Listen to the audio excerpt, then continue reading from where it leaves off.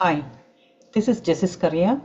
Some of you might know me as the doctor who has been trying to raise awareness that the current Guillain-Barré syndrome outbreak in India is likely an unexpected offshoot of the crowding at the contaminated waters of the Maha Kumbh Mela.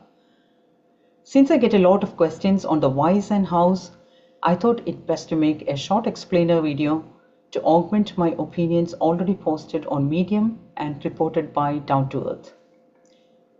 So firstly, what I like to stress is the rarity of each case of Guillain-Barré syndrome or GBS. This is because it's an uncommon autoimmune reaction some people develop to a triggering process, usually an infection. According to the CDC, over 1,000 infections with Campylobacter jejuni are required to trigger one case of GBS. And globally, only about 1 in 1 lakh people are affected by GBS. I use the stats for Campylobacter jejuni since it has been isolated from the stools of some GBS patients from Pune, and it is considered one of the most common bacteria to trigger GBS.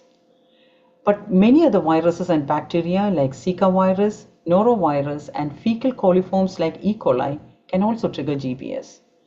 So what we need to clearly understand here is that out of a vast number of people who get various types of infections, just one might rarely develop this immune-mediated syndrome. Secondly, I cannot stress enough how unusual it is to have an outbreak of GBS. When one case itself is a rare entity, diagnosing multiple cases of GBS in a population in a narrow time interval is a clear call for public health experts to sit up and take notice of the situation. This is especially so because GBS itself is not contagious, meaning it cannot spread from the GBS patient to another person and thus create an outbreak. Hence, such an outbreak of a non-contagious rare syndrome, in reality, represents the deceptively small tip of a huge iceberg of underlying reasons. For more than 200 cases of GBS to be diagnosed in weeks, the question that needs to be answered from a public health perspective is how much of the population needs to be impacted to have a minimum of 2 lakh infections that triggered these 200 GBS cases. And the answer will be millions of people. And that is what turned my attention to the millions at the Maha Kumbh Mela, crowding at a river source that could easily be contaminated with the GBS triggering microbes. And now we also have the latest National Green Tribunal report that the devotees were actually bathing in waters highly contaminated with fecal coliforms from both human and animal excreta. Adding this fact to multiple reports from across India of Kumbh returnees suffering from diarrheal diseases, I am now even more confident in my hypothesis that the crowding at the Maha Kumbh Mela is the most likely reason India is having this GBS outbreak. Of course, as expected, I have been countered with objections to my hypothesis, and I would like to use this time to answer 3 pertinent questions I have been asked. The first one is, why only Pune? The simple answer to that is, it's not just Pune. Other than Pune, the GBS outbreak has been documented in multiple parts of Maharashtra, situated far from Pune, like Nagpur, Kolhapur, Sangli, Akola, Ahilyanagar, Satara, and Mumbai. Also, GBS clusters, cases, and deaths have been reported from multiple states like Andhra Pradesh, Telangana, Assam, West Bengal, Rajasthan, Delhi, Tamil Nadu, Karnataka, and Chhattisgarh and Jharkhand. But I do agree that Pune has the most conspicuously reported outbreak, and it is considered the epicenter of the outbreak by experts, with most investigations into the underlying cause taking place at local water sources. Reading resident concerns about the suspect drinking water quality in Pune, I'm happy there is hard scrutiny of Pune water supply. But I do not believe this GBS outbreak in different parts of India, including Pune, to have its origin in Pune. From all the investigations in Pune so far, there is not even one report of heavy fecal contamination of a water source locally in Pune, in stark contrast to the NGT report on the Maha Kumbh waters. And there is no record of a gathering of millions in Pune as at the Maha Kumbh. So while random cases of GBS in Pune at this time could have been triggered by local causes in Pune itself, I want to stress again that I do not believe the origin of this outbreak to be in Pune. My hypothesis is also based on reports that a large number of devotees have travelled from Pune to the Maha Kumbh and that diarrheal diseases have spiked in Pune.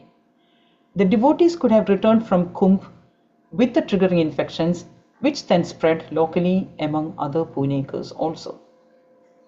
And that brings us to the second question.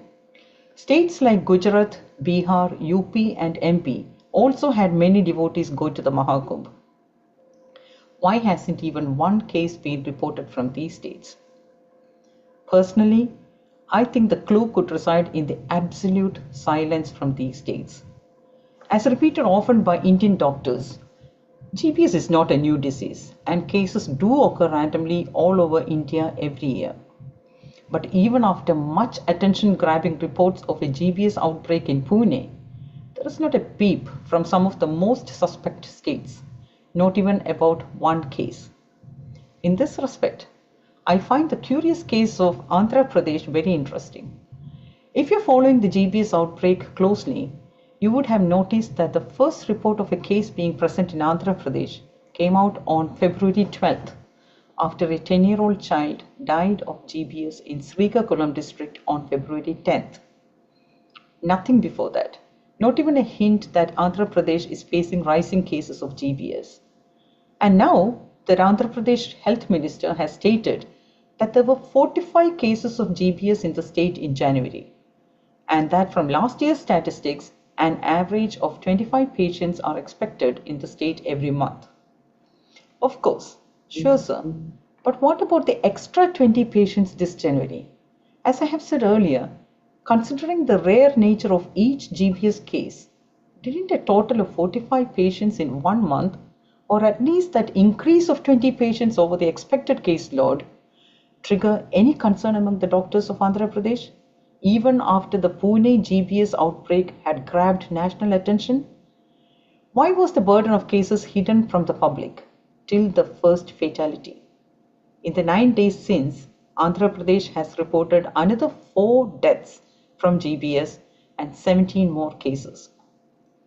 For me, that kind of silence on a public health issue is a bit difficult to understand.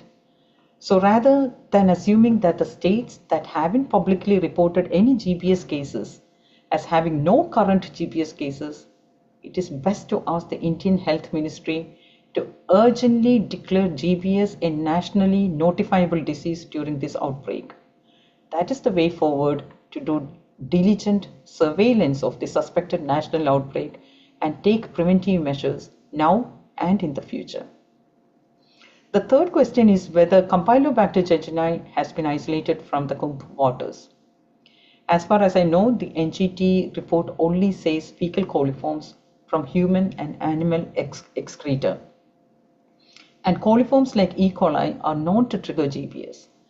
But since Campylobacter jejuni and norovirus have been isolated from the stools of some Pune GBS patients by the ICMR scientists at the National Institute of Virology, it is of vital importance for those scientists to test the Kumbh waters for C. jejuni and norovirus and to identify and compare the strains. They need to do these tests and publish the results urgently. Personally speaking, I feel there is a very high probability of Campylobacter jejuni being a major contaminant at the Maha Kumbh waters. This is because any person with diarrhea caused by Campylobacter jejuni will shed the bacteria in their stools for many days, typically for about 2 weeks, and rarely even for years. Also, excreta of wild birds are known to be a source of Campylobacter jejuni contamination of rivers. and I am reminded of the stunning flocks of migratory Siberian birds at the Maha Kumbh.